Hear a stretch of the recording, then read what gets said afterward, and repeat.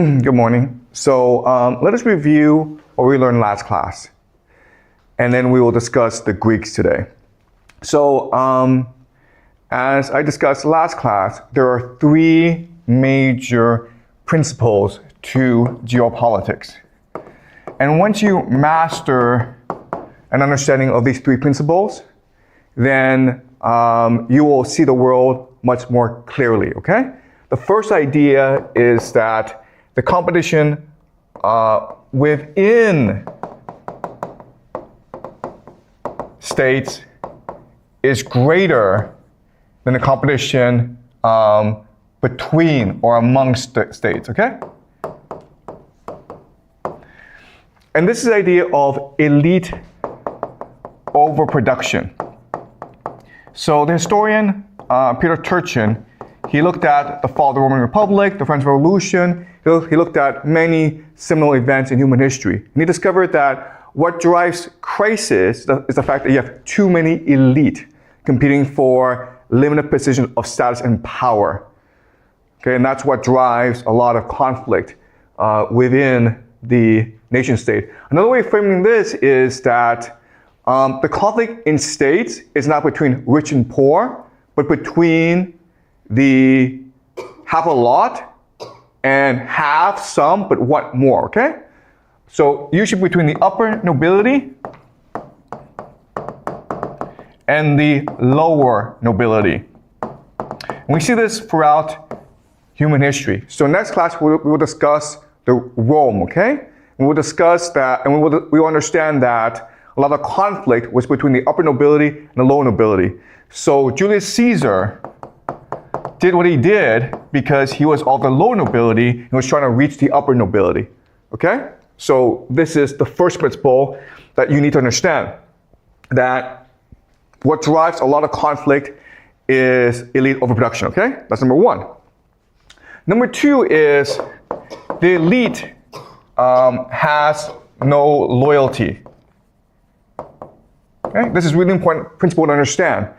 The elite don't have loyalty to their people or to their state or even to their families. They will do whatever is necessary for them to accumulate power, okay? And this idea of Game of Thrones, right? So I'm not sure if you've seen the television show or read the book series Game of Thrones, but the world is Game of Thrones. And these people who love power, they will kill their parents, they will kill their brothers, they will kill their own children in order to amass power for themselves. Okay? So the Game of Thrones is a very nasty affair. The third thing is that war is often about maintaining that status quo, okay, or the idea of equilibrium. If you look at World War I, tens of millions of people died, okay? And you cannot possibly understand what happened, or you have problems explaining what happened because the military strategy in World War I was so idiotic, right? You just threw millions of people at each other. But if you understood that war is really about maintaining the status quo, that maybe you have excess population of males, and if you don't get rid of them, then they will engage in violent revolution, okay? If you understand that war is really about maintaining the status quo, then World War I makes a lot more sense. Okay? So these are three major ideas that I want you to understand. And once you understand these three ideas, it's a lot easier for you to understand the movement of history. Okay? So we will use an example from Chinese history. So you have a clear understanding of how this works. Okay? So let's talk about the Warring States period. This is something that hopefully you all know really well, okay? So during the Warring States period, you had lots of really powerful states. Okay, you had the Zhao, you had the Wei, you had the Chu, okay?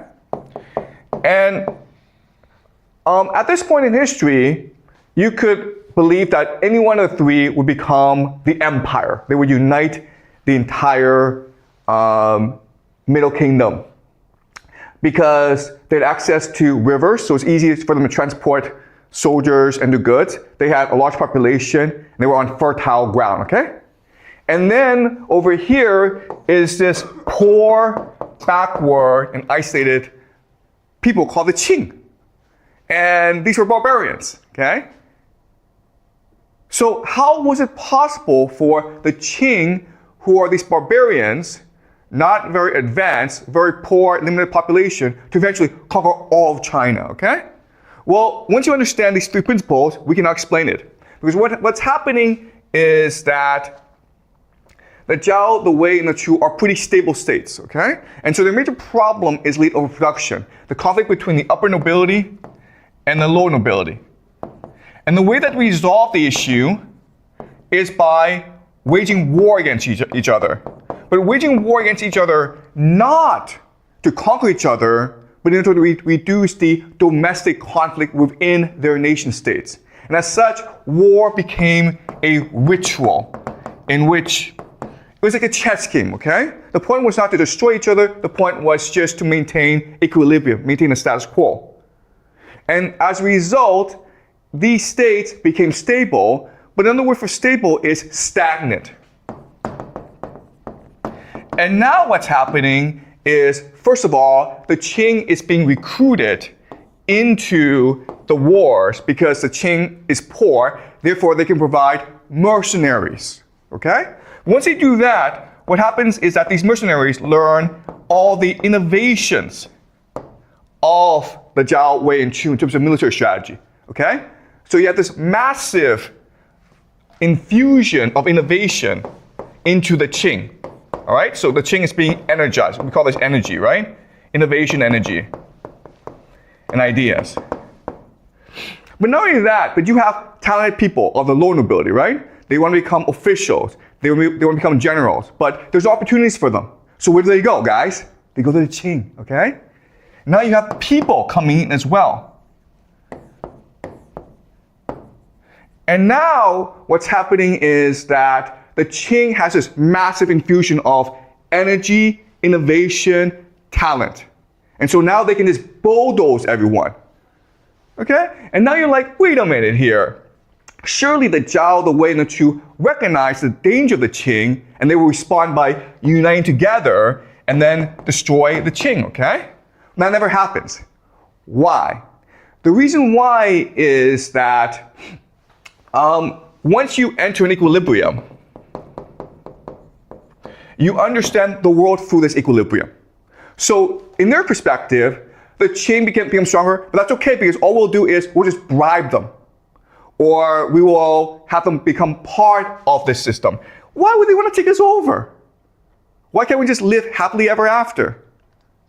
Okay? So it is impossible for the Zhao, the Wei, the Chu to imagine that the Qing would one day overtake them. Okay? Another way of saying this is that once you reach an equilibrium, the people inside the equilibrium become lazy, stupid, and arrogant. Okay? And that's why the Qing is easily able to destroy all three together.